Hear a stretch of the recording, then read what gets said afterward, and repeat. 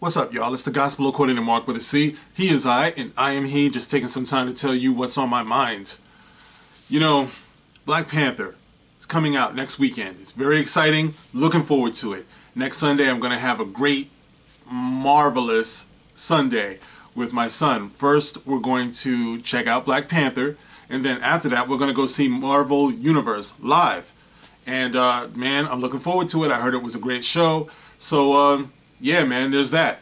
Now, with all of the excitement going around about Black Panther, I mean, I think it was Rotten Tomatoes now is giving it something like a damn 98%.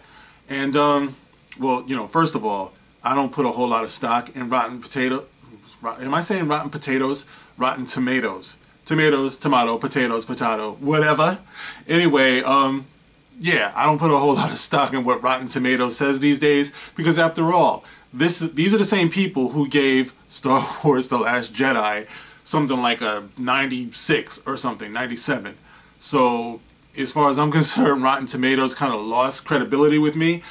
But anyway, with all of the buzz going around about Black Panther and all of the excitement, it just made me feel like I had to talk a little bit about the image of black people in our pop culture.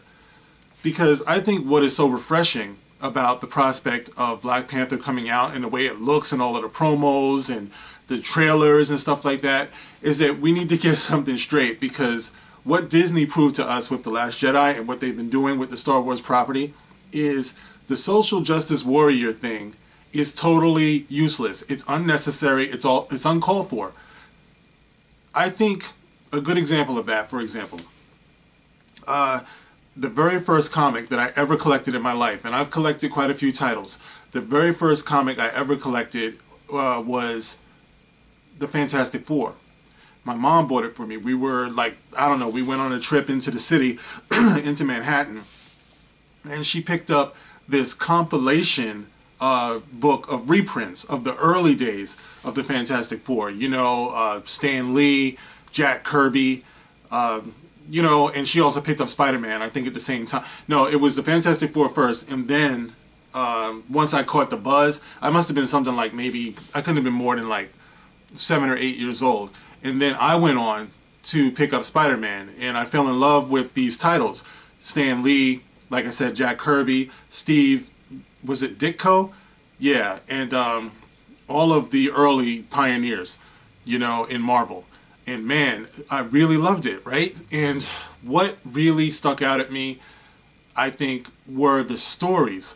You know, at the core of all of these stories, it was like really, it was about human spirit. You know, in the Fantastic Four, they kind of reminded me of a like dysfunctional family with superpowers. In those early episodes, in those early issues, you saw Johnny Storm always bickering with Ben Grimm, you know, the Human Torch and the Thing. And Sue, the Invisible Girl at that time, was kind of like the mother of the group, you know, as it was back in the 60s. You know, she was a little bit reserved, a little bit, I don't know, I guess maybe she was considered more the weak link of the group. After all, it was the 60s. It wasn't until later on when she started becoming more powerful in her own right, which was the natural progression of things. I mean, Sue went on to figure out that she was probably the most powerful member of the group after being the Invisible Woman, which was very symbolic, because back then a woman might just feel like she's invisible in the company of all those strong male figures. But anyway, I fell in love with the Fantastic Four. So this last attempt to do the Fantastic Four on the big screen, the first thing that stuck out at me is that they made the Human Torch black. He was played by Michael B. Jordan. And that just let me know right away. As soon as I saw that, I was out. I wasn't going to see it. And a lot of people couldn't understand it because you may have noticed that, well, you know. So I'm supposed to be cheering for the presence of just any black person on the big screen, no matter what. But see, to me, I don't care for white people in blackface. You know, the whole Al Jolson thing and the minstrel shows and things. Of course, I take offense to white people in blackface. But to me, casting Johnny Storm as a black man is like casting a black man in whiteface. So no, it's like casting, well, a white character in blackface, I guess you could say. Like, I don't go for black characters in white roles. All right, let's just put it like that. To me, it's no different. A white man or a white woman in blackface, or a black actor playing a role or a character that was historically white. I don't like that. It's like, show me the characters that I fell in love with. I don't even know if I'm explaining that right, but that's just how I feel. So no, I reject seeing a black Johnny Storm. Johnny Storm is not black. Johnny Storm is a young white hothead, and he's Sue Storm's kid brother. That's the way it's supposed to be. And until they get that right, the Fantastic Four will not be the same. The Fantastic Four does not have any black people on the team. Sorry, it's just the way it is. You have to present it as it is. I don't have a problem with that. I love Ben Grimm. I love Mr. Fantastic. I love the Human Torch. I love the Invisible Woman. I love them as they are. That's their characters, because their characters are rich and they speak beyond the boundaries of race. They each have their, the way I see it, they each have their challenges as human beings. You know, to me, the way I always understood the Fantastic Four, for example, I'm just using them as an example, is Mr. Fantastic never had enough of him to go around. You know, he was a scientist, he was a stereotypical absent-minded professor, you know, so it seemed to me like he was stretching himself, you know what I mean, to get everything done. Like, that's the way it was. Like I said before with Sue Storm, she felt invisible to him, you know, because I think she had a crush on him first, and he wasn't really paying her any attention, so sometimes she felt like she was invisible. Johnny Storm, a hothead, you know, quick temper, a show-off, hot shot, you know, so he became the Human Torch. Ben Grimm, a hardhead, a lunkhead, a man with a, you know, a soft heart but with a rough exterior. So, of course, he became the rocky, mighty Thing. You know, so all of that goes beyond race. These are just very rich characters. So that's the way I prefer to see them. I prefer to see them true to how they were on the page. Now, fast forward to Black Panther. Black Panther, I think, is creating the buzz that it is because it's just who the character is. It's a very richly drawn character. And I'm not familiar with the history of Black Panther. I never collected that comic. I don't know whose brainchild it was, but I give them all the credit in the world for coming up with that. I think he came out in the late 60s, maybe the 70s, and his presence rings true. He's a proud African king, and that's who he is. He doesn't have to be changed, and I think the kids gravitate towards that. I think the kids identify with that. They don't want to just have some type of welfare handout where you just give them, oh, okay, we'll give you a throwaway character. Let's see, who can we make black this year? Let's say we make Iron Man black. How about that? You know, to me, that's pathetic. It's like you want richly drawn characters regardless of their race, and sometimes maybe even because of their race, but you don't change a character that exists just to appease the social sensibilities of the day.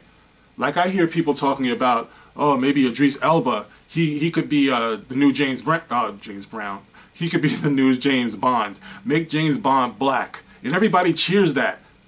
James Bond is not black. He's not. 007 is not black. Now, if you want to make a 006 or a 008 and they're black, well, I'd applaud that. That's fine.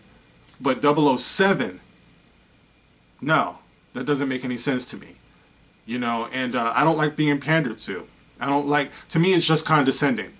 So, like I said, the excitement that's going on about Black Panther, I feel that it's well deserved. I can't wait to see it. I can't wait to see it with my son. I see the way these kids are reacting to it because this is something that they feel they see themselves in physically, even though, like I said, a hero story is a hero story. It's like and I know his name is Black Panther, but to me, his name could have been Panther, and it still would have been the same. It's like you give us a hero to root for, and you do it well, and people will root for that. You know? So, that's what I'm looking for, and that's what I expect to see. And this is what I hope to see more of. If you want to do diversity, don't trip. Just create richly drawn characters. I will root for a white man, I will root for a white woman, I will root for an Asian, a Mexican, whatever you give me, as long as you draw that character the right way and you give them substance. That's what diversity really is. It's not putting different characters in blackface or whiteface. I mean, come on, brothers. How would you like to see a white guy playing Shaft? Or a white woman? Or a black woman? No, Shaft is supposed to be a black man. He's a complicated man, but no one understands him like his woman. John Shaft. That's the way it's supposed to be. So that's what I want to see. That's the reason why I didn't gravitate towards that last Spider-Man movie. Like I said, I collected Spider-Man, the Amazing Spider-Man, from day one. When I first got it anyway. I'm not that old, but you know, when I started collecting it. And I think Flash Thompson in the movie was an Indian kid. Am I mistaken on this? Because I never did see the whole movie. But if you're going to do Spider-Man, you put him in high school. He's supposed to be a white kid from Queens who goes to high school. And if you want to introduce some original characters who were diverse, that's fine. But if you take Flash Thompson, what I expect to see is a tall, bulky captain of the football team redhead. That's what I want to see. You know, and everything else, I mean, what have we run out of ways to create new characters?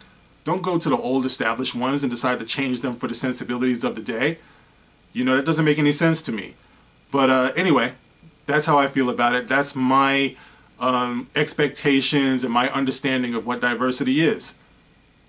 Get into your mind, use your imagination, come up with some new stories, and then you can create these new characters, real characters, substantial characters.